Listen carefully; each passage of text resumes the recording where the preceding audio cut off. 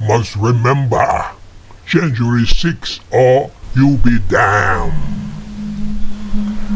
We're going to walk down Pennsylvania Avenue. I love Pennsylvania Avenue. And we're going to the Capitol. We're going to try and give them the kind of pride and boldness that they need to take back our country. On January 6th, hundreds of Trump supporters stormed the Capitol complex. The insurrection was the worst breach of Capitol security since the War of 1812. The siege led to widespread vandalism. More than 50 police officers were injured and 5 people died.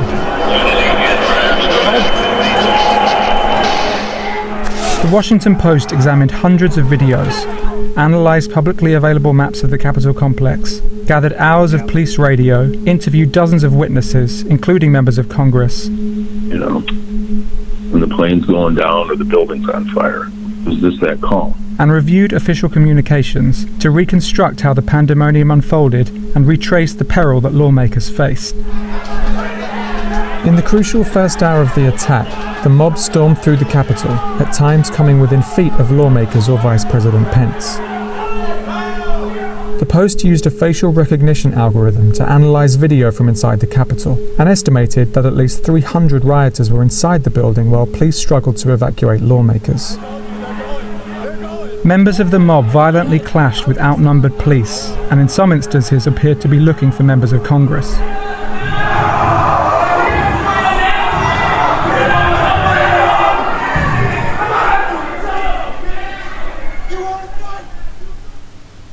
Lawmakers in both the House and Senate chambers are meeting to certify electoral votes for President-elect Joe Biden. To assign different electors to a state.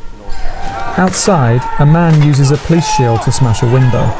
He was seen earlier that day with members of the Proud Boys, a far-right group with a history of violence. A group from the crowd enters the Capitol, a floor below where the Senate is in session. A minute later, at 2:13, Pence is ushered off the Senate floor to a nearby office. Senate President Pro Tem Charles E. Grassley begins presiding, but almost immediately calls a recess. And it will stand in recess until the call of the chair. We'll pause. Protesters are in the building. Thank you. Grassley is escorted out of the Senate chamber.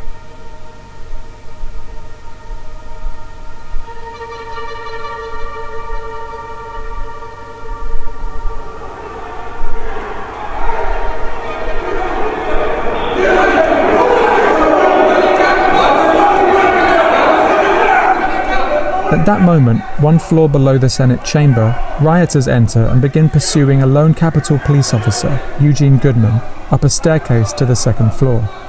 They are nearing the chamber, which is filled with lawmakers.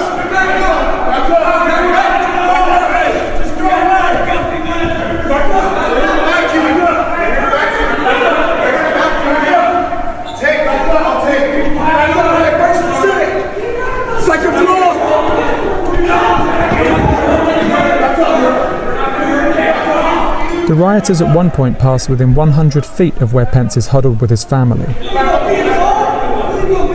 Goodman leads the mob away from a nearby entrance to the chamber and toward a line of police.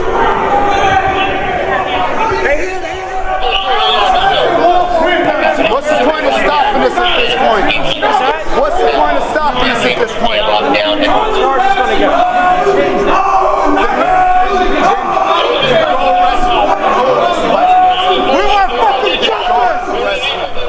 Around 2:15, the doors to the Senate chamber are locked. A bunch of senators just ran out of the session. Yep. A bunch of senators just ran out of their session. Oh, did they? That's what they said. Whoa. Yes. Senators ran out of their session. Senators ran out of the session. Yes.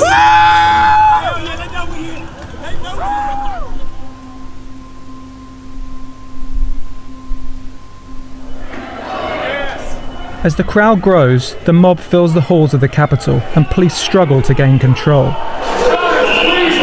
The rioters splinter off into different factions throughout the building. The House is still in session. Senators wait in the chamber.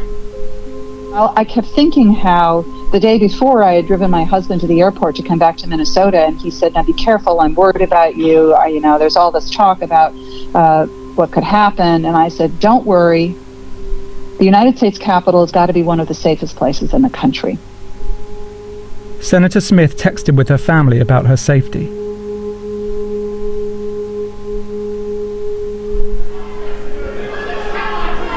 A group of rioters moved toward the northeast side of the Capitol, where officers attempt to push them out of the building. You gotta do it from outside, sorry. You gotta do it from outside. Come on. Come on, guys. Or completely erased from President Trump's total. On the south side, the House continues proceedings, even as the Senate is locked down. Representative Paul Gosar has the floor, but members are restless. Madam, Mr. Speaker, can I have order in the chamber? The House will be in order. The House will be in order. Okay. Police announced the attack on their radio channels. The Capitol has been breached. House Majority Leader Steny Hoyer is escorted out of the chamber, and the House goes into recess.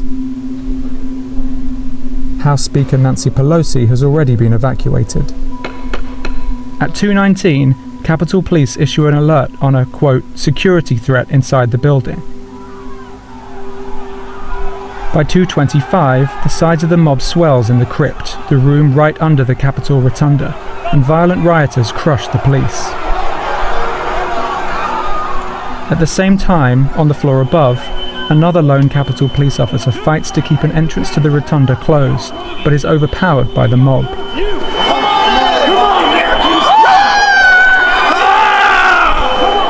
Rioters stream through the now open main doors on the east side of the building. Occupy, do not destroy! Occupy, do not destroy! Do not break it! They flood through the rotunda and into Statuary Hall, moving toward the House chamber, where as of 2:26, representatives have resumed session.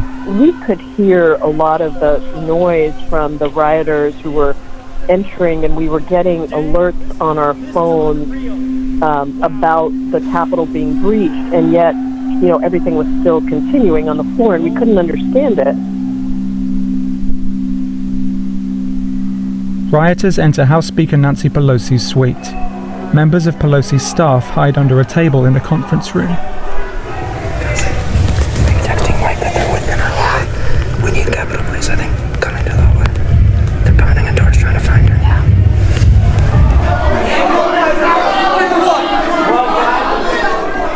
Rioters gather near the House chamber entrance. Well, we came this far. What do you say?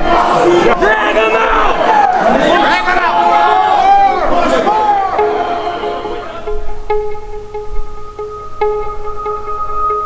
The House recesses again at 2:29. The Senate is evacuated at 2:30. Over the next several minutes, senators move out of the chamber to a nearby staircase. For security reasons, the post is not showing the specific routes lawmakers travel from there, but they pass within yards of rioters, separated only by a handful of outnumbered police. As we were being escorted out of the chamber and walking toward the staircase, I looked over and the Senate parliamentarian Elizabeth McDonough was standing next to me, and she was carrying a bunch of things. She was including one or two of the boxes containing the electoral votes as they were cast. We want Trump! We want Trump! We want Trump! At 2:33, a request for assistance is announced over the police radio. On radio, please be advised, U.S. Capitol just asked all military and sworn officers to come to the... Team 2, copy. 83. And the last part was the first part of the transmission. Military as well as all sworn protesters due to a breach to the Capitol. You copy? Copy.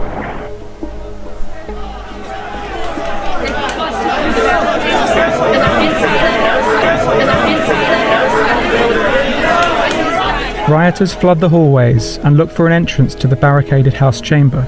while members of Congress remain on the floor and in the gallery one floor above. We were just told that there has been tear gas in the rotunda, and we're being instructed to each of us get gas masks that are under our seats. Over the next few minutes, security attempts to block the chamber doors as lawmakers and staff evacuate. When we were evacuating, they were actually pounding on the House door. So we knew that they were there, they were pounding on the House door, and we were in the process of evacuating. They kind of yelled at us, from below, since we were in the gallery, that there's been a breach and you might have to hide under our feet. Plainclothes law enforcement officers on the House floor draw their firearms and aim towards the doors as rioters break windows and push against the barricade. Lawmakers and congressional staff on the House floor are evacuating via the Speaker's lobby at 2:41, just as rioters reach the lobby and come within approximately 60 feet of the lawmakers. Members of Congress file down narrow, rarely used staircases to a secure location.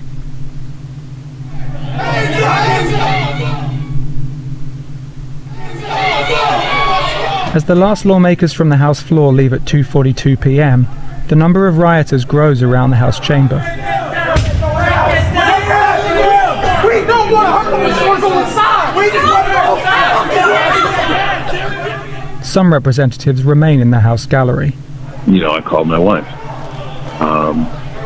As soon as I heard her voice, I realized, oh man, am I having that call? I don't know. And the plane's going down or the building's on fire. Is this that call?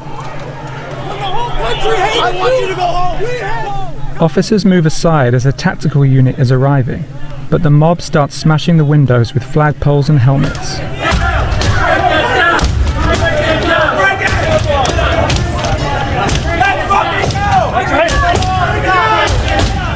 On the other side of the building, rioters have entered the Senate chamber.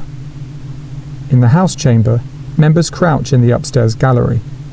They are unable to leave, locked in by the Capitol Police to prevent rioters from entering. There's a gun! There's a gun! Hey, he's got a gun! He's got a gun!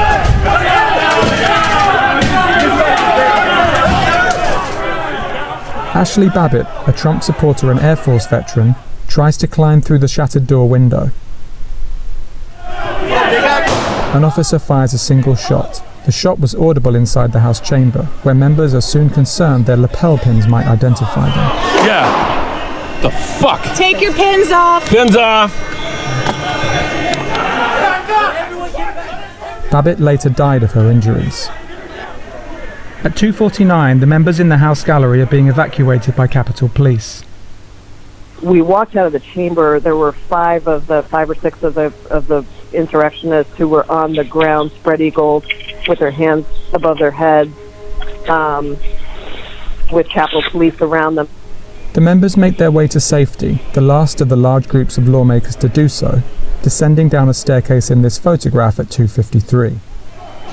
Over the next several hours, police work to secure the building, dispersing the crowd using stun grenades and other riot control tactics. The governors of Maryland and Virginia dispatched National Guard troops. At one point, Trump, in a video message, urged his followers to go home, telling them he loves them and calling them very special. The Senate gavelled back into session at 8:06 to confirm Joe Biden as president-elect. Today was a dark day in the history of the United States Capitol.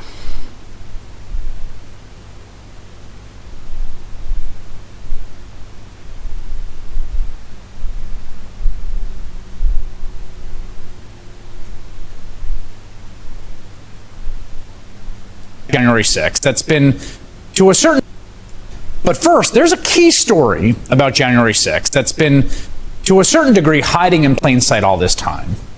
And we're learning more about it in ways that I think suggest something new, a newer dimension to what happened on that day. It's the story of how tensions rose between Donald Trump, the president, and his vice president, Mike Pence, as Trump attempted to get Pence to do his bidding and overturn the election for him, effectively, unilaterally, and lawlessly. Now, we know the basic facts about the moment when Pence's refusal to comply and subvert the will of the voters came to a head. But the significance of that scene has taken a much darker tone as we've learned more details about it. So on the morning of January 6th, right, Trump made one last appeal to Pence at the huge rally at the Ellipse, although it sounded, frankly, more like a threat. Mike Pence, I hope you're going to stand up for the good of our Constitution and for the good of our country. And if you're not, I'm going to be very disappointed in you, I will tell you right now. We then watched as the mob, at Trump's urging, marched to the Capitol, where they broke in and ransacked the building, assaulting police officers, roaming the halls, chanting, "Hang Mike Pence! Hang Mike Pence!" Some of them even erected a gallows with a noose outside of the building. And as the danger became apparent, the Secret Service evacuated the vice president from the Senate chamber, where he was presiding over the election certification proceedings as stipulated in the Constitution and American law. Now, we know, thanks to reporting from Washington Post journalists Carol Leonnig and Philip Rucker, that Pence first went to his ceremonial office at the Capitol, where he was protected by Secret Service agents, but vulnerable because the second floor office had windows, and those windows could be breached, and the intruding thugs had gained control of the building. Pence refused 2 requests from the agents in charge of his detail to evacuate the building, saying, quote, "I'm not leaving the Capitol."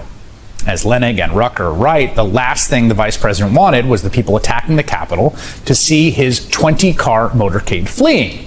That would only vindicate their insurrection. The third time the Secret Service asked, it was more of an order than a request. They moved Pence down a staircase to a secure subterranean area where his armored limousine awaited. ABC News reporter Jonathan Karl described the scene there in that subterranean chamber as he saw it in official White House photos that Pence has not allowed to be published.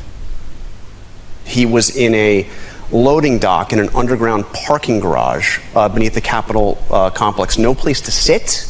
No desk, no chairs, no nothing. He was in this concrete, parking garage, and with his family, and this is the vice president of the United States, and he's holed up in a basement. One of them is his chief of staff, Mark Short, showing him his phone, and it's the tweet of Trump saying Mike Pence didn't have the courage. This is the guy who fled the rioters, and Trump is saying he didn't have the courage. And you can see it kind of looks like Pence is grimacing, but you can never really tell. Okay, now listen to Jamie Raskin, member of the January 6th committee, who's been investigating this for 9 months, describe what happened next.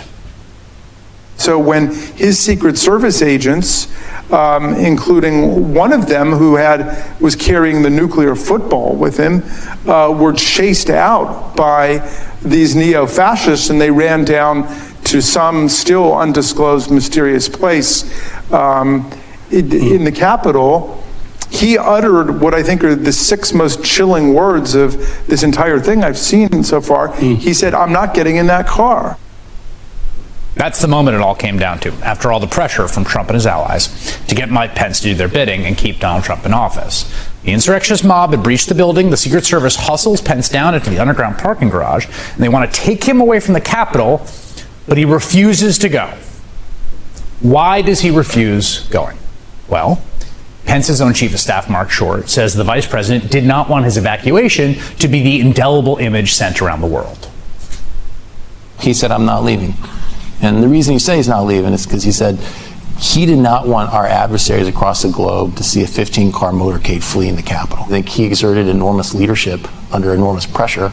And I think he, again, despite efforts to have him evacuate, he's like, I don't want that visual for the world to see. I'm going to stay here. Okay, so that's what Mark Short says, right? This is an image he doesn't want to project to the world, and so I'm going to stay here for symbolic purposes, essentially. But, Pence was not the only one who did not want to leave the Capitol complex that day, despite the terror unfolding. For example, Democratic Congressman Ruben Gallego of Arizona described another immediate tactical reason for staying put. I saw a bunch of buses pull up, and they were buses to evacuate us. And let me tell you, in coups, when you leave the Capitol, you've lost. And so I started texting every member I could in all of our text chains. I'm like, do not leave. If they tell you to leave, do not leave. You're safe for staying here. We get on those buses. There's no guarantee we're ever coming back. I've been thinking about that since for a long time. We get on those buses, there's no guarantee we're coming back. So that's Ruben Gallego's thought, right? A coup's happening. If the legislators leave, all bets are off. So occupying the physical space of the building, in Gallego's estimation, was actually key to repelling the coup. That's very different than the PR ramifications or the symbolic image of the motorcade. That's the darker interpretation of what was going on when Mike Pence refused to leave, right? That he wasn't just concerned about how the image of the vice president fleeing would look to the world. No, he was actually also concerned about maintaining control of the government, about the American constitutional order, that his role on January 6th was to preside over the peaceful transfer of power. And if the riotous mob, propelled by Donald Trump, succeeded in driving him physically away from the Capitol where he had that duty, he may not have been able to return to finish the job of overseeing the peaceful transfer of power. And that would have allowed the coup to actually take place. And that interpretation, the far darker one, the more dangerous one, the wow, we came close one, that interpretation looks more and more likely as new facts come to light, particularly about the Secret Service's role on January 6th. So on Friday, new testimony released by the committee revealed that a senior Secret Service official warned Mark Meadows of potential violence ahead of January 6th. And Hugo Lowell of The Guardian is reporting that the committee appears to have been examining that official, named Anthony Ornato. A source tells Lowell that Trump gave Ornato a big White House job, Deputy White House Chief of Staff for Operations, in part because of his loyalty. Now, Ornato previously helped coordinate Trump's infamous march through Lafayette Square for a photo op with the Bible and assisted in planning of many Trump campaign rallies. On January 6th, he was overseeing Secret Service movements. Carol Leonnig and Philip Rucker report that while Pence was in that secure underground area of the Capitol, Ornato, told Pence's national security advisor, Keith Kellogg, that the vice president's security detail was planning to move him to Joint Base Andrews. And Kellogg replied, again, this is a reporting of Leonnig and Rucker, "You can't do that, Tony. Leave him where he's at. He's got a job to do. I know you guys too well. You'll fly him to Alaska if you have a chance. Don't do it." Well, I don't know. That sure sounds like it was a Trump loyalist in charge of Pence's security movements attempting to help Donald Trump effectuate his coup by removing the vice president from the building where he was to oversee the peaceful transfer of power. Congressman Jamie Raskin lays it out clearly.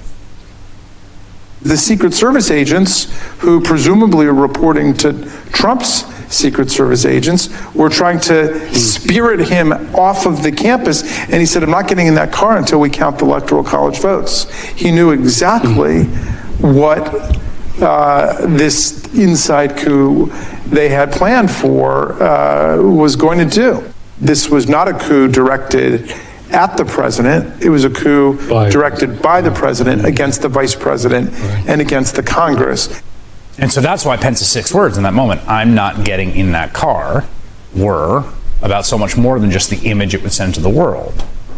It appears they were about the fundamental desire from the ex-president and his loyalists to, again, essentially in that moment, rupture the entire constitutional order in order to install Donald Trump by force against the will of the people.